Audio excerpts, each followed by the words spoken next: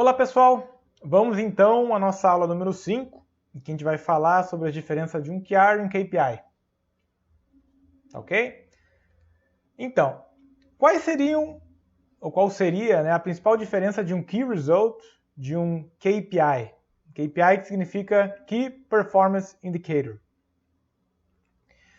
Vamos lembrar qual é a pergunta que um QR tem que responder, né? Ele primordialmente, ele tem que responder se estamos atingindo o objetivo, né?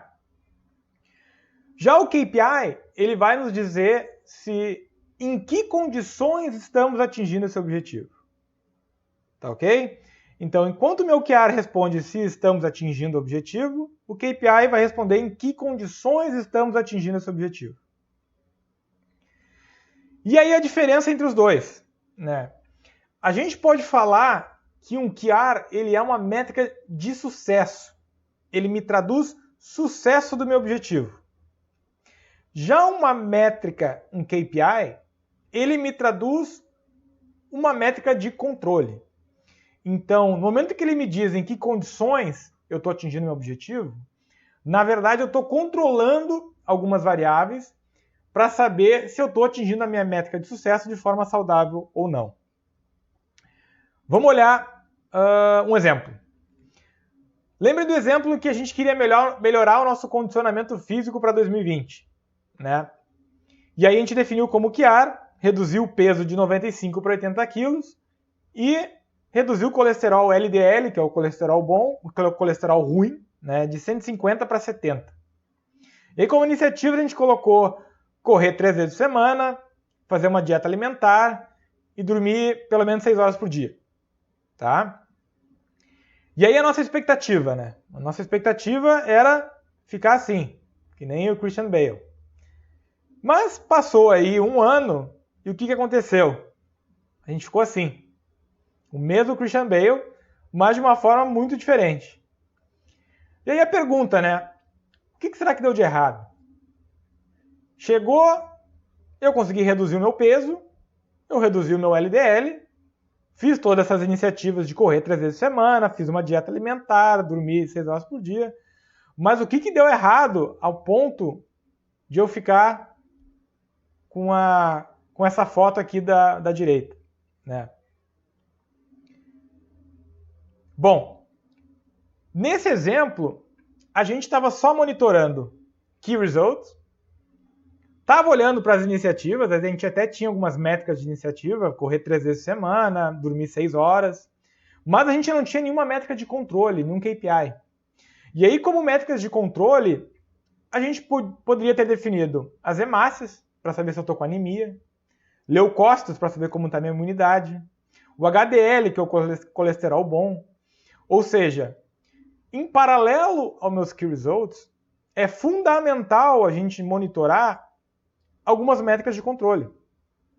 E aí não existe número máximo nem número mínimo de métricas de controle. Como a gente falou na aula de Key Results, a gente sabe que no máximo 5 Key Results são suficientes para dizer se eu estou atingindo meu objetivo ou não. Mas em termos de métricas de controle, KPIs, a gente pode ter N KPIs. O importante é a gente monitorar eles a ponto de nos ajudarem a dizer se estamos atingindo nosso objetivo de forma saudável ou não. Então, se a gente pudesse colocar um QR e um KPI num gráfico, a cara seria mais ou menos essa. Um QR, eu tenho o meu baseline e eu tenho o meu target. E o que a gente busca são mudanças de patamar, com exceção do modelo de manter, né, que a gente olhou lá que quando a gente quer manter uma métrica num determinado valor. E um KPI, na verdade, eu monitoro ele dentro de uma zona de controle. Então eu vou ter ali o meu LS, que é o meu limite superior, e o meu LI, que é o limite inferior. O meu KPI, estando dentro dessa zona de controle, eu sei que eu estou atingindo meu objetivo de uma forma saudável. Então, voltando para o nosso exemplo, digamos que eu comece a monitorar que a minha corrida 3 vezes por semana e a minha dieta, eu estou correndo uma maratona 3 vezes por semana e a minha dieta basicamente é comer alface. Então, como consequência disso, muito provavelmente eu estou ficando anêmico.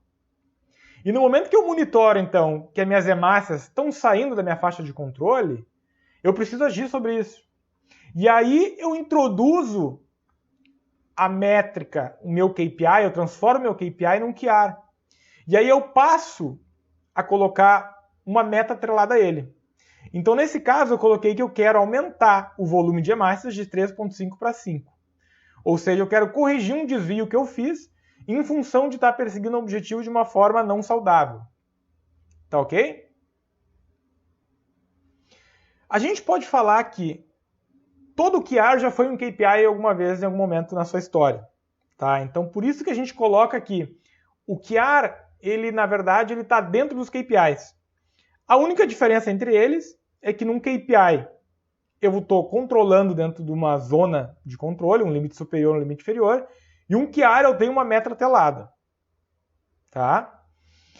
Então, se a gente pudesse resumir a diferença entre eles, um QR ele me responde a pergunta se estamos atingindo o objetivo, ele é uma métrica de sucesso e eu tenho uma meta atrelada a ele que corresponde ao meu objetivo. Já um KPI, ele me responde em que condições estamos atingindo o objetivo. Ele é uma métrica de controle e ele possui zonas ou patamares de controle. Tá ok? Vamos trabalhar mais exemplos durante o treinamento, mas é importante vocês terem isso em mente. Tá? Um QR, então a gente sempre trabalha com um número ótimo de 3 a 5 no máximo, e KPIs de controle, a gente pode ter N. Os times estão livres para propor os seus dashboards com N métricas que ajudem eles a ter insumo se as iniciativas que eles estão endereçando para atender um objetivo, se eles de fato estão trabalhando de forma saudável ou não. Tá ok? Bom, aula que vem a gente vai falar especificamente sobre definição de metas. Tá? Como que a gente define boas metas, como que a gente instiga os times a terem desafios e serem desafiados a promoverem metas de fato ambiciosas.